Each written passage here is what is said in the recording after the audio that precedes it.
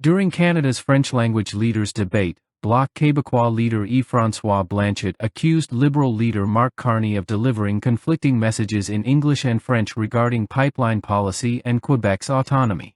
Blanchet criticized Carney for remarks allegedly made in British Columbia in February, where Carney reportedly said he would use emergency powers to force oil and gas pipelines through Quebec, either we wanted it or not. Yet, Blanchet noted, Carney contradicted this stance days later in Montreal, claiming he would never proceed without Quebec's consent. Mr. Carney, you are becoming a real Canadian leader, saying one thing in French and another one in English, Blanchet said sarcastically. We have not heard from Monsieur Blanchet yet in this segment, so please. Yeah, Mr. Carney, you are becoming a real Canadian leader, saying one thing in French and another one in English. You said in British Columbia in February that you would force oil and gas through pipelines through Quebec, either we wanted it or not. You would use emergency powers in order to do so. And 2 days later in Montreal, you said that you would never do that without the approval of Quebec. What's the point of using emergency powers if you do have the agreement of Quebec?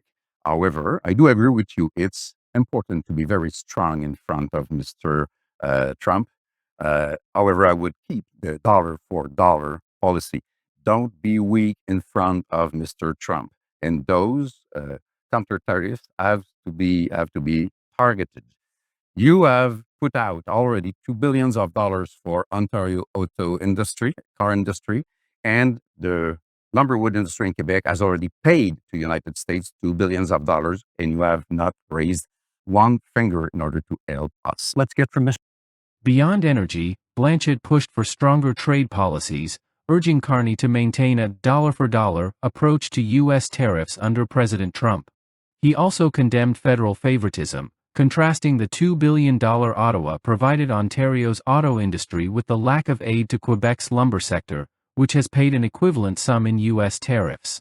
Blanchet's remarks tapped into long-standing tensions between federal energy ambitions and Quebec's sovereignty. You have not raised one finger in order to help us, he charged, demanding equitable treatment and stronger leadership on economic justice.